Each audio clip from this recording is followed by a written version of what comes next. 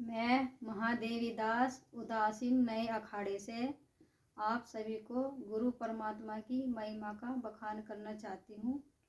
मेरे जीवन में जो भी अनुभव हुआ है या मैंने जाना है वो आप सबके श्री चरणों तक पहुँचाना चाहती हूँ। मैं पहली बार अपने गुरु के दरबार में गई। मैं इससे पहले कहीं भक्तों के पास, कहीं संतों के पास, यहाँ वहाँ बहुत फिरी, पर जिस बार मैं अपने गुरु के दरबार में गई मैंने उनकी महिमा का, उनकी भक्ति का वहाँ अनुभव करा। और जो मेरे शरीर में इतनी पीड़ा थी वो कहीं नहीं मिटी। और वहाँ पहली बार जाने पे मुझे इतना अनुभव हुआ कि मुझे लगा कि वाकई में ही गुरु की उपाधि बहुत है और मैंने इन्हें गुरु बनाना चाहिए। इस वजह से मैं इनके पास गई।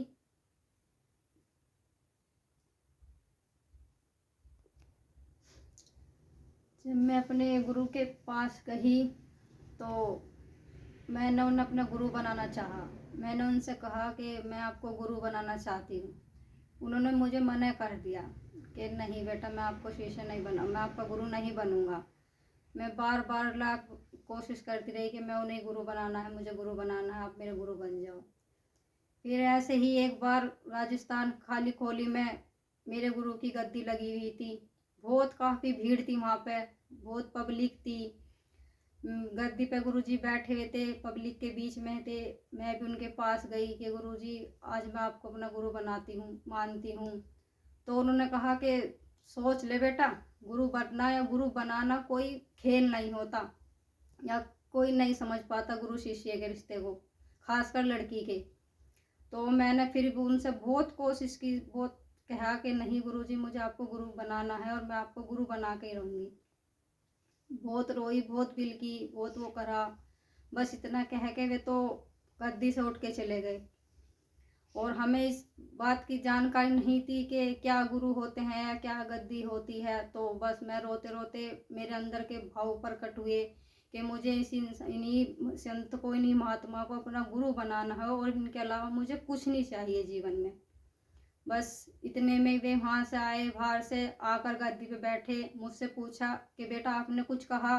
मैंने कहा नहीं गुरुजी, मैंने कुछ नहीं कहा। उनको सोच ले बेटा, उनको नहीं मगर जी नहीं, मैंने कुछ नहीं कहा। वे मेरे से बार बार पूछते रहे, मैं बार बार उनसे मना करती रही।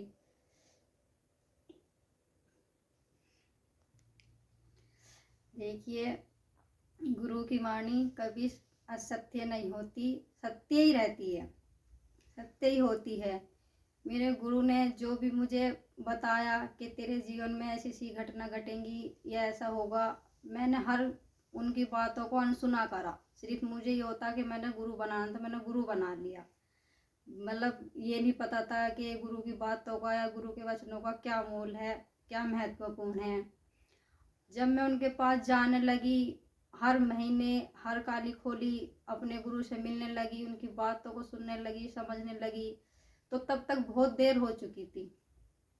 और फिर मेरा शरीर इतना पीड़ित था कि मैंने कहीं साल तक डॉक्टर अगत्ती भगत जी सब छान मारे, मुझे कोई आराम नहीं था।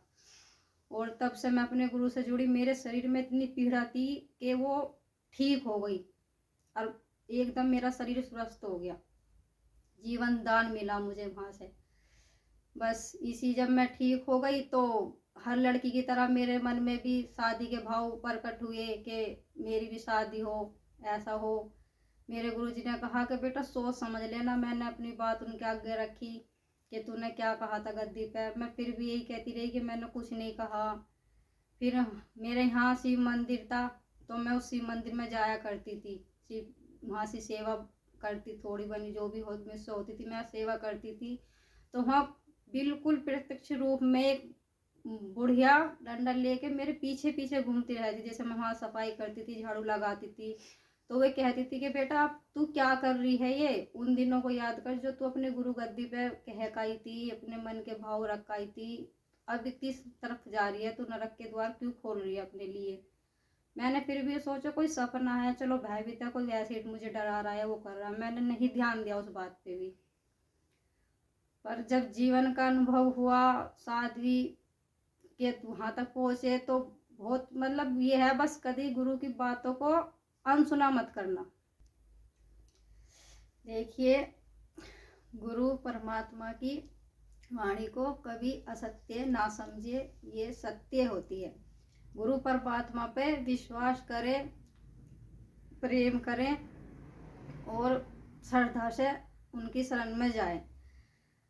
मैं अपने जीवन का अनुभव आपके सभी को श्री चरणों में पहुंचा रही हूँ। मेरे जीवन में जो भी विचित्र घटना हुई है ये मैं आपको आगे बताऊंगी, और कैसे मैंने मिथ्या संसार को त्याग कर साधु के उसमें आई हूँ, कैसे अपने जीवन को नए उसमें ढाला है, ये मैं आगे बताऊंगी आपको। जय जय श्री राधे, जय जय श्री राधे, श्री राधे, जय जय श्री